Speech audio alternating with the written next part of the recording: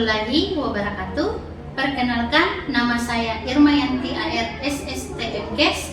Saya adalah salah satu dosen program studi D3 Kebidanan Stikes Marending Majene dengan NIDN 0912128804. Pada kesempatan ini, saya akan menyampaikan pernyataan diri dosen dalam unjuk kerja Tridharma Perguruan Tinggi atau disingkat dengan PDD UKTPT bidang pengajaran pada salah satu mata kuliah yang saya ampuh, yaitu konsep kebidanan.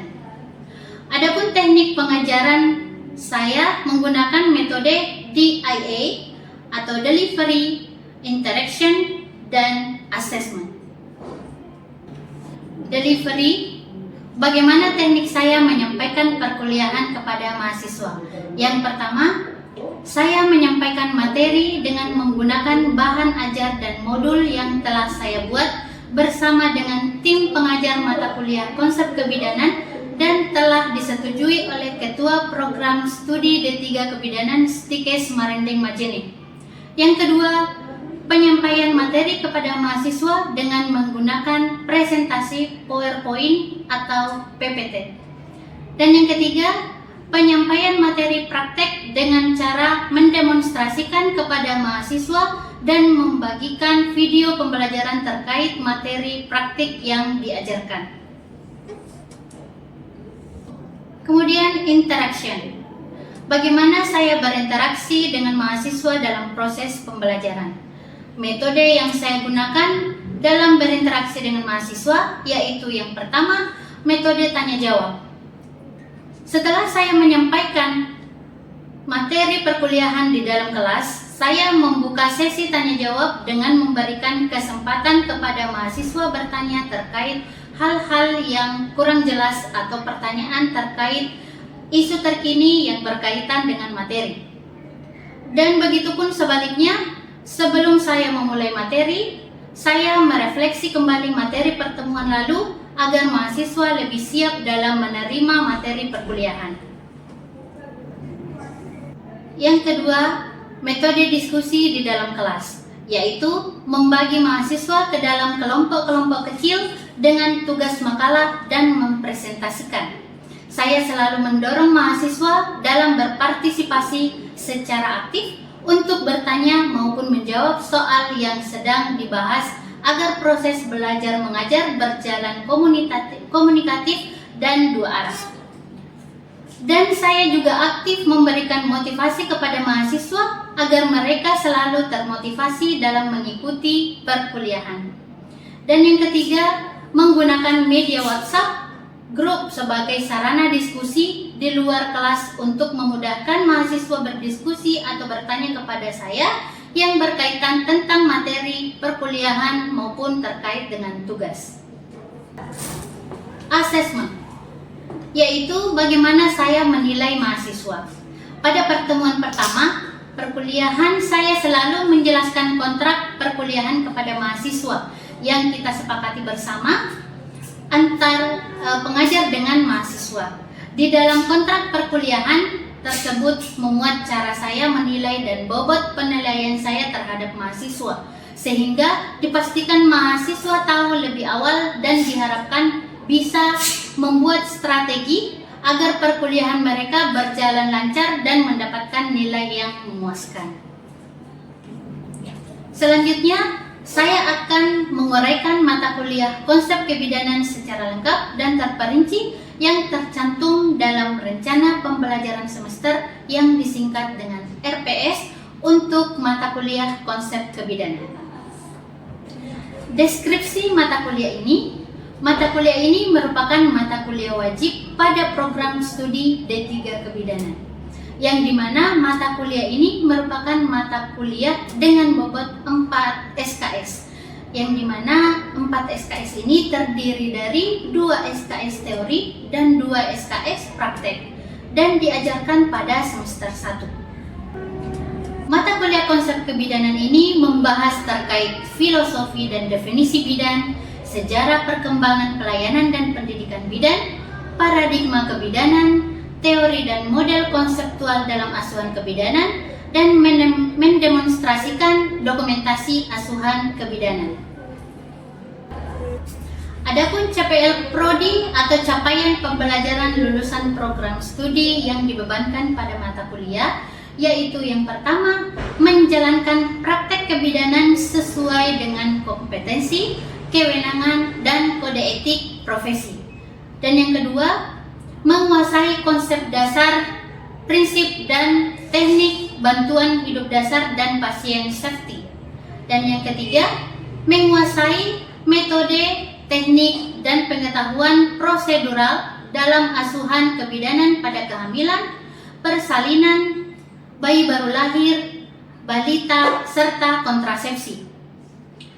Dan yang keempat, mampu menyelesaikan pekerjaan berlingkup luas dan menganalisis data dengan beragam metode yang sesuai, baik yang belum maupun yang sudah baku. Mampu menunjukkan kinerja yang bermutu dan standar. Lalu mampu melakukan asuhan kebidanan pada masa kehamilan, persalinan normal, bayi baru lahir, balita normal, dan sesuai standar bidan vokasi. Dan yang terakhir, mampu mendemonstrasikan pencegahan infeksi, pasien safety, dan upaya bantuan hidup dasar. Adapun capaian mata kuliah atau capaian pembelajaran mata kuliah, yaitu yang pertama, mahasiswa mampu memahami filosofi dan definisi bidan. Yang kedua, mahasiswa mampu memahami sejarah perkembangan pelayanan dan pendidikan bidan. Dan yang ketiga, mahasiswa mampu memahami paradigma kebidanan. Yang keempat, mahasiswa mampu memahami teori dan model konseptual dalam asuhan kebidanan. Dan yang kelima, mahasiswa mampu mendemonstrasikan dokumentasi asuhan kebidanan. Untuk mencapai kemampuan tersebut, mahasiswa akan diberikan topik-topik yang akan dibahas selama 14 kali pertemuan perkuliahan, 1 kali UTS, 1 kali UAS. Berikut adalah topik pokok bahasan, yaitu yang pertama adalah filosofi dan definisi bidan, yang kedua sejarah perkembangan pelayanan dan pendidikan, yang ketiga paradigma kebidanan, yang keempat teori dan konseptual dalam asuhan kebidanan, dan yang kelima dokumentasi asuhan kebidanan. Metode perkuliahan dilaksanakan secara luring atau tatap muka, diskusi menggunakan WA group di luar jam perkuliahan dan praktek. Adapun bobot penilaian dalam mata kuliah konsep kebidanan, yaitu yang pertama tugas itu terdiri dari 10%, kemudian UTS terdiri dari 20%, UAS terdiri dari 30%, kehadiran 10%, kuis 10%, dan praktek 20%.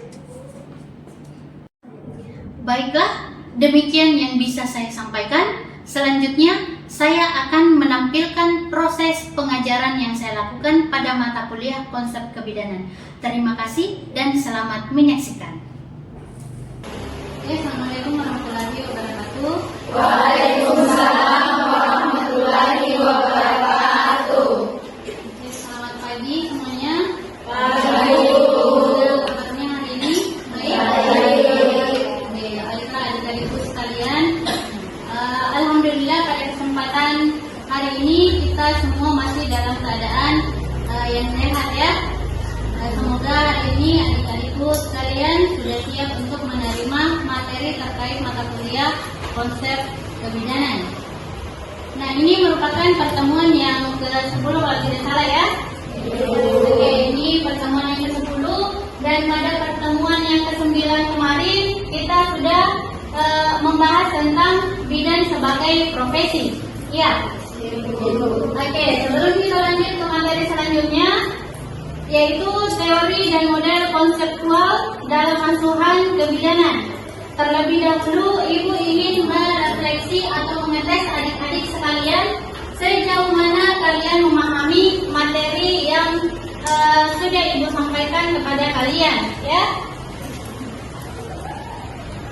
Oke, Siapa yang bisa menyebutkan ciri atau karakteristik profesi secara umum? Oke, silakan. Yang pertama, keterampilan yang berdasarnya pada pengetahuan medis. Oke. Yang kedua, asosiasi profesional. Dan ketiga, pendidikan yang ekstensif. Yang keempat, ujian kompetensi. Dan kelima, pelatihan institusional. Oke, masih ada yang lain? Yaitu Oke. yaitu lisensi bekerja, kode etik, mengatur diri, layanan publik. Oke, ada beberapa poin ya untuk ciri atau karakteristik profesi secara umum. Yaitu yang pertama disebutkan oleh teman kalian yaitu keterampilan yang berdasarkan pada pengetahuan medis. Ya, nah ini merupakan kemampuan yang harus dimiliki oleh seorang bidan untuk memberikan asuhan kepada pasien, ya, kepada pasien secara aman dan bertanggung jawab. Jadi, seorang bidan itu harus menguasai teknik keterampilan dasar kebidanan. Ya, karena kalau kalian tidak menguasai keterampilan dasar dalam asuhan kebidanan, itu kita bisa memberikan asuhan yang salah kepada pasien, ya.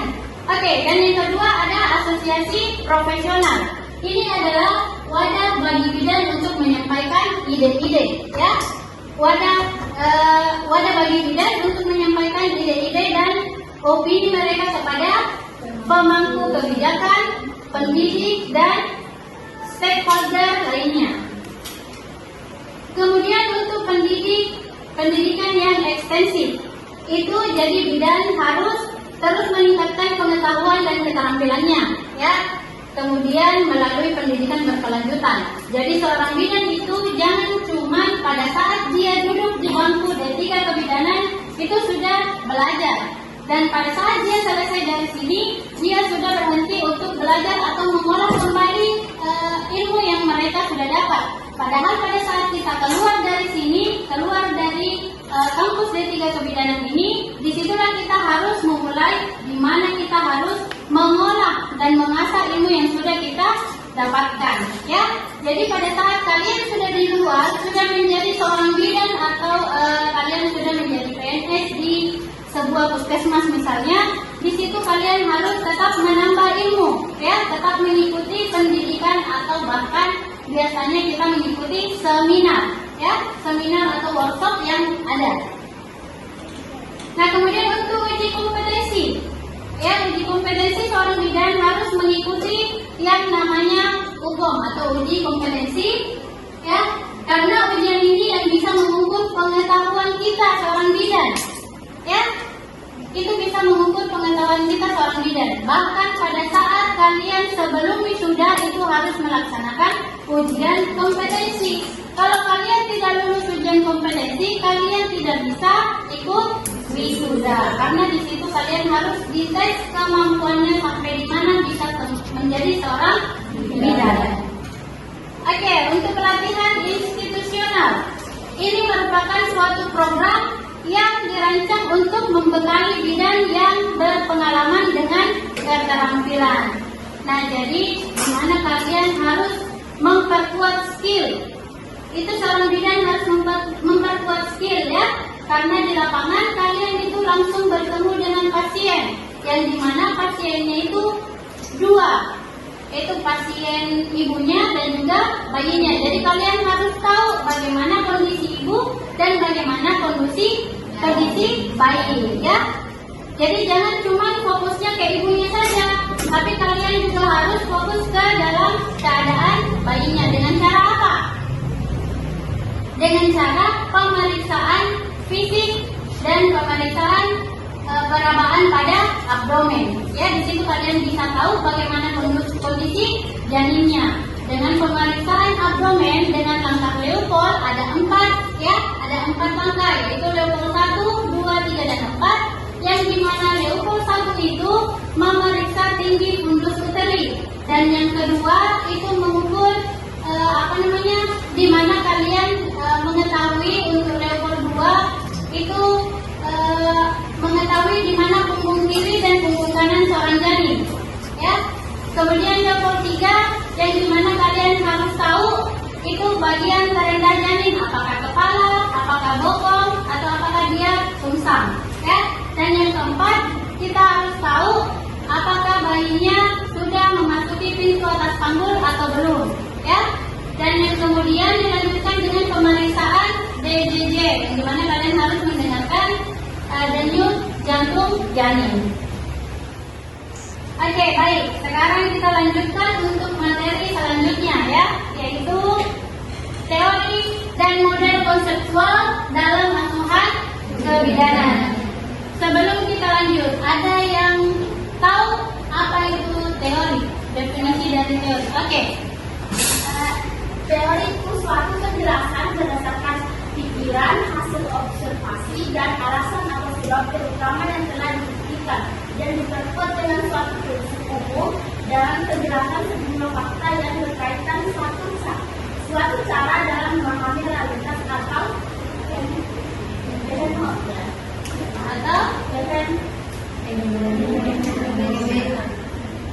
Oke, ada lagi?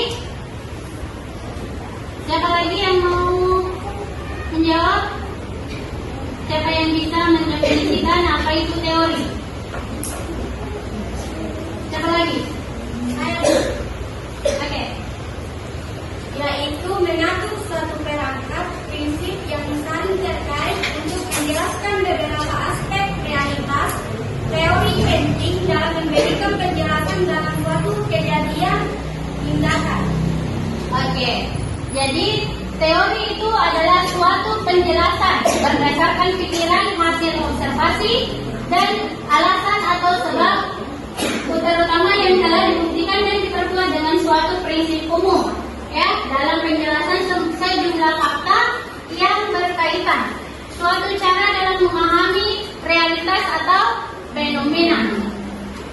Dan adapun pengertian dari teori itu yaitu merupakan suatu perangkat prinsip yang saling terkait untuk menjelaskan beberapa aspek realitas, ya. Kemudian untuk konsep, ada yang tahu? Nah, konsep itu merupakan abstrak tentang objek dari kejadian, ya, atau event yang digunakan oleh peneliti untuk menggambarkan fenomena sesuai sosial yang menarik perhatiannya. Kemudian untuk model itu sendiri, contoh atau peraga untuk menggambarkan sesuatu. Nah, untuk di model kebidanan sendiri, itu suatu bentuk pedoman atau acuan yang merupakan kerangka kerja seorang bidan dalam memberikan asuhan kebidanan. Jadi seorang bidan harus selalu paham bagaimana model kebidanan, ya. Dan untuk konseptual kebidanan sendiri menunjukkan ide global, ya, menunjukkan ide global tentang individu, kelompok, situasi, dan kejadian yang menarik untuk suatu ilmu. Konseptual kebidanan biasanya berkembang dari wawasan, ya. Oke, untuk konseptual model kebidanan itu sesuatu contoh dalam memberikan gambaran tentang pelayanan kebidanan dan memberikan jawaban-jawaban atas pertanyaan apa yang merupakan praktek kebidanan.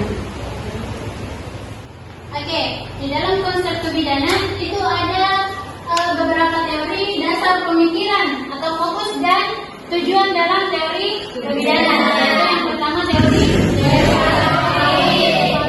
yang kedua teori yang ketiga teori yang keempat teori dan yang kelima teori general. Oke, kita bahas yang pertama itu adalah teori yang dimana seorang wanita itu sejak hamil, ya, sudah mempunyai harapan, yaitu yang pertama kesejahteraan ibu dan bayi, dan yang kedua penerimaan masyarakat, yang ketiga penentuan identitas diri, yang ketiga penentuan identitas diri, dan yang keempat mengerti tentang arti memberi dan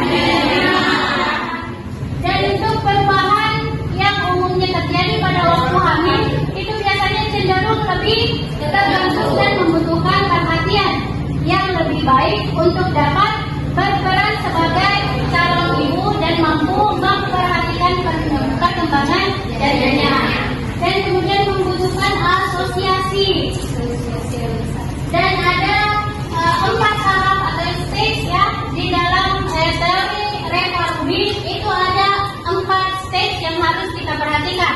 Yang pertama ada anticipatory stage, yang kedua honeymoon stage, yang ketiga play stage, dan yang keempat adalah detachment. Yang dimana yang pertama itu anticipatory stage, yang dimana tahap ini ibu-ibu melakukan peran ya, dan memerlukan interaksi dengan orang lain. Jadi seorang ibu itu harus tetap saling berinteraksi dengan orang lain. Jadi misalnya ada pasien yang datang, dia menunggu, nah di situ mereka bisa berinteraksi ya, mereka bisa berinteraksi, saling sharing pengalaman yang pernah mereka rasakan. Misalnya ada ibu yang datang dengan kehamilan yang kedua, otomatis pasti ibunya memiliki pengalaman yang sebelumnya ya. Jadi mereka bisa sharing kenapa rasanya seperti ini. Pada saat saya hamil, saya merasakan bidang yang luar biasa misalnya ya. Kemudian yang kedua ada honeymoon stage, yang dimana honeymoon stage ini ibu mulai memahami sepenuhnya ya. Ibunya sudah mulai memahami sepenuhnya peran dasarnya seperti apa, dan pada tahap ini ibu memerlukan bantuan ya, ibu memerlukan bantuan apakah itu dari keluarganya ya, suami dan orang tua dan lain-lain ya. Kemudian play stage-nya, di sini ibu akan mencoba dengan sepenuhnya apakah ia telah mampu menjadi seorang ibu misalnya ya, karena kalau pasiennya berusia di bawah 20 tahun itu biasanya belum siap ya. Jadi orang yang menikah itu usahakan di atas usia 25 tahun, karena yang pertama itu dia bisa usianya sudah matang ya, kemudian reproduksinya pun sudah matang, jadi dia bisa siap untuk menjadi seorang ibu. Jadi kalau dia masih kekanak-kanakan, mungkin dia belum bisa menangani bayinya pada saat sudah lahir ya. Kemudian ada detachment yang merupakan tahap penyelesaian ya. Penyelesaian di mana latihan peran itu sudah dihentikan. Jadi dia sudah betul-betul paham bagaimana dia bisa menjadi seorang ibu ke depannya pada saat dia sudah melahirkan ya. Kemudian ada 3 elemen penting dalam proses pelaksanaan peran ibu. Yang pertama ada ideal image, yang kedua ada social image, dan yang ketiga ada body image. Jadi ada 3 elemen penting dalam proses pelaksanaan peran ibu. Ada ideal image, ada self image, dan ada body image. Yang dimana ideal image ini terdiri dari semua ide yang dimiliki oleh seorang wanita ya, yang dimiliki semua wanita mengenai sikap dan aktivitas wanita sebagai seorang ibu. Kemudian untuk self image itu terdiri dari sikap wanita dalam melihat dirinya sendiri ya, melihat dirinya sendiri seperti apa pengalamannya ya. Dan untuk body image berhubungan dengan perubahan tubuh selama kehamilan dan perubahan nyata dari arti proses kehamilan itu. Misalnya pada payudaranya itu otomatis pada ibu hamil ada perubahan ya. Kemudian yang kedua pada perutnya otomatis dia membesar. Kemudian pinggulnya otomatis pasti membesar ya, dia juga membesar.